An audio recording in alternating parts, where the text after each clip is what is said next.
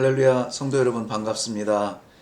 오늘 드디어 우리 153 성경 읽기 시작을 하게 되었습니다. 153일 우리는 아무 일도 없이 이 과정을 잘 이겨내야 합니다. 제가 여러분들 이 성경 통독을 마무리할 수 있도록 도와줄 수 있는 것은 성경을 읽으시기 전에 어떤 내용으로 기록되었는지 잠시 가이드 해주는 것 뿐이고요. 실질적으로 읽으면서 하나님과 은혜의 시간을 갖는 것은 우리 성도님들과 하나님과의 관계입니다. 가능하면 이것을 짧게 해야 되기 때문에 제가 다른 많은 시간을 할애하지 않고 그저 간략하게 각 장마다 내용들을 요약하려고 합니다. 그 내용들이 여러분들에게 도움이 되면 좋겠습니다. 먼저 153 성경 통독, 성경 66권, 구약 39권, 신약 27권, 총 우리 1189장에 달하는 내용을 읽게 됩니다. 저는 성도의 삶은 말씀과 기도 그리고 예배, 이것이 우리 성도의 삶의 전부라 여겨지는데요. 말씀을 통해서 길을 보고 기도를 통해서 능력을 받으며 예배를 통해서 헌신하는 그러한 삶이 우리 성도들에게는 아주 소중한 그러한 삶이 될 것입니다. 이러한 삶을 살 수 있도록 능력을 얻기 위하여서 우리는 말씀하시는 대로 순종하고, 또 우리 개인적으로는 이 시간을 거룩하게 구별하면서 하나님의 말씀을 들을 수 있도록 우리의 성결을 위해서 힘써야 합니다.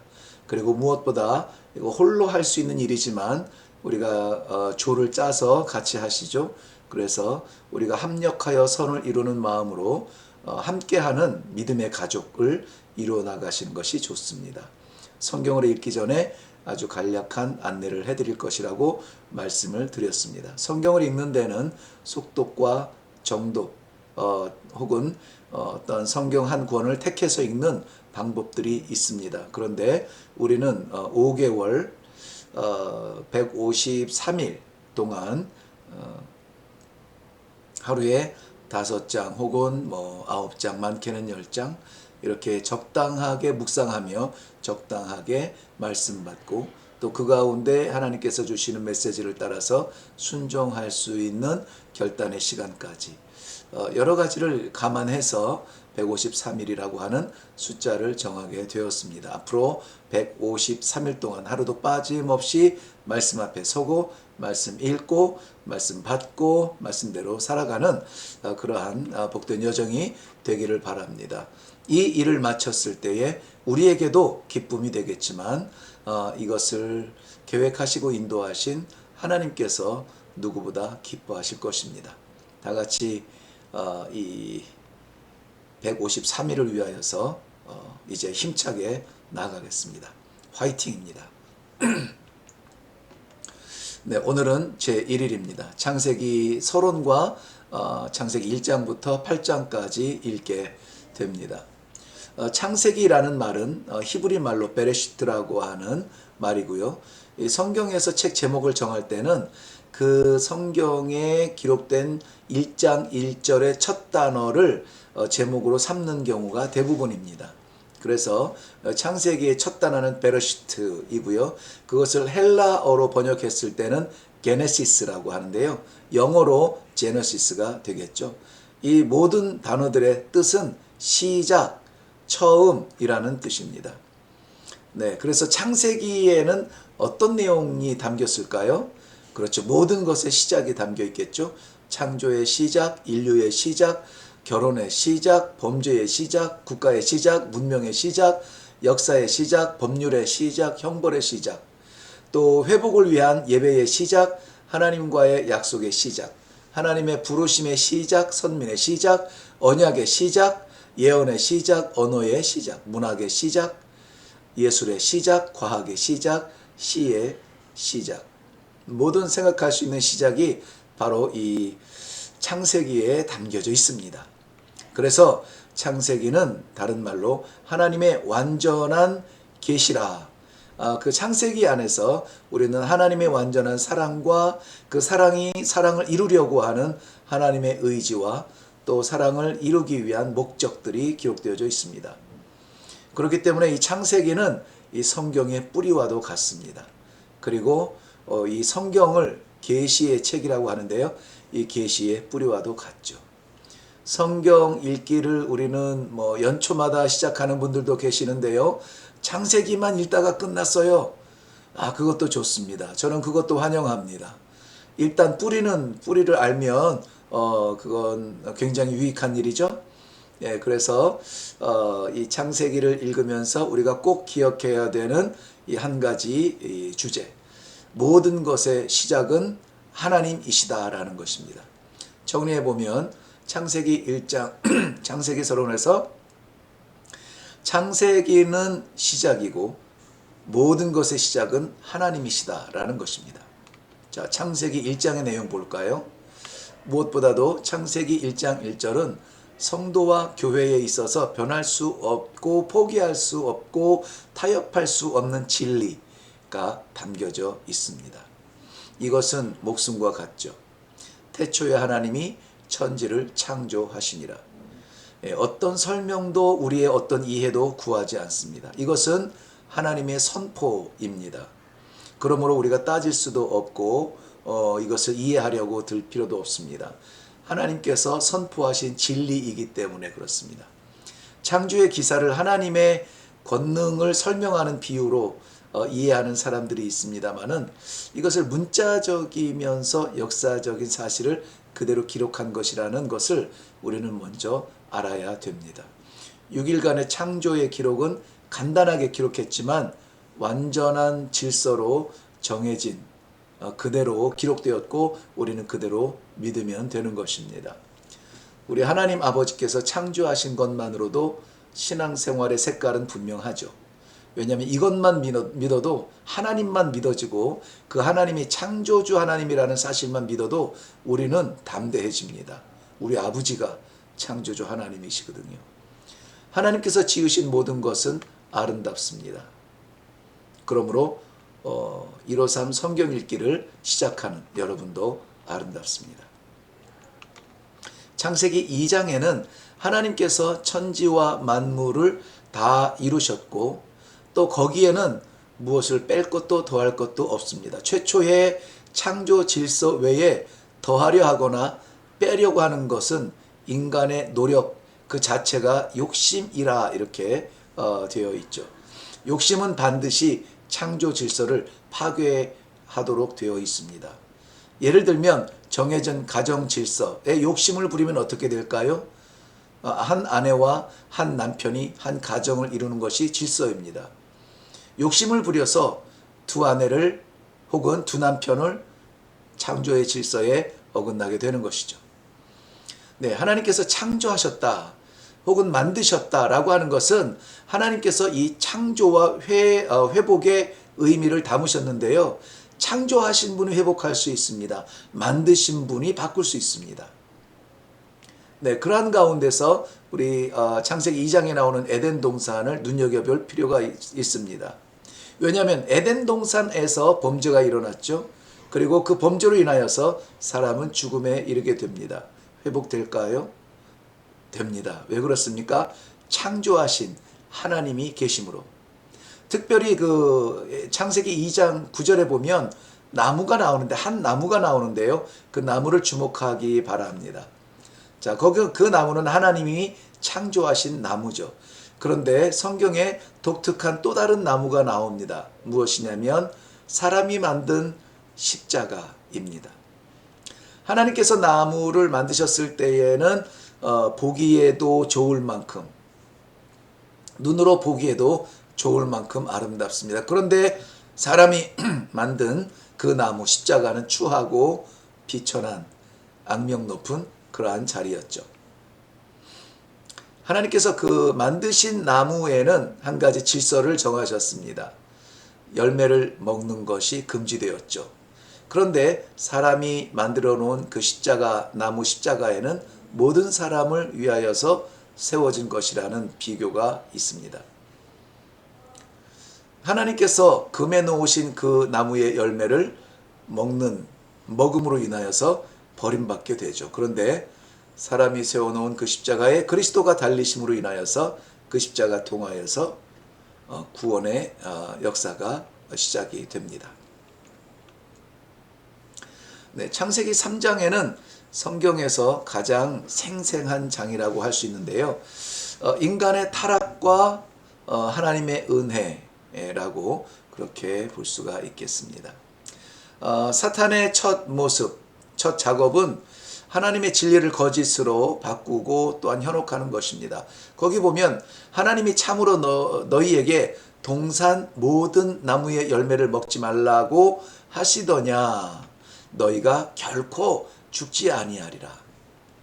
사단의 변형된 모습입니다. 그런데 2장 17절 한번 보면은 거기에는 내가 먹는 날에는 결코라는 의미의 동의어가 있죠. 반드시 죽으리라, 이렇게 기록되어져 있습니다. 사람의 불순종으로 죄를 범하게 되고 부끄러운 자신을 가리기 위하여서 숨기 시작합니다. 그렇지만 사람이 아무리 가리려 해도 완벽한 은폐는 이루어지지 못합니다. 그래서 숨어서 하나님의 낯을 피하는 비겁한 자가 되죠. 하나님께서는 그 부끄러움을 완전히 가려주시기 위하여서 짐승의 희생을 통하여 가죽옷을 지어 입히십니다.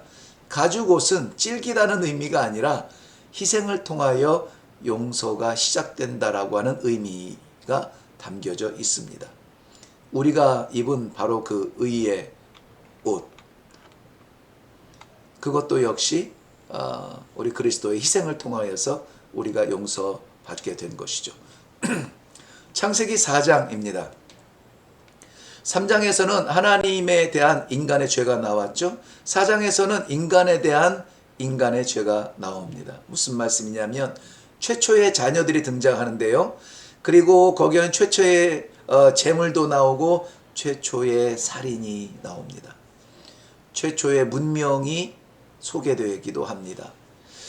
아이러니한 것은 최초의 예배의 모습에서 최초의 살인을 일으킨다는 것이죠.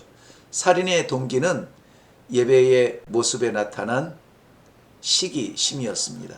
사람에 대한 시기였습니다. 하나님을 시기하거나 불손한 것은 아니었죠. 사람에 대한 시기는 곧 살인을 불러 일으킵니다. 예배는 하나님을 바라보는 것입니다. 사람을 보면 넘어집니다. 시험에 들고 시기심에 빠지죠. 하나님께서 받으시는 예배를 창세기 4장에서 보면은 희생의 피제사, 즉 순종의 제사입니다.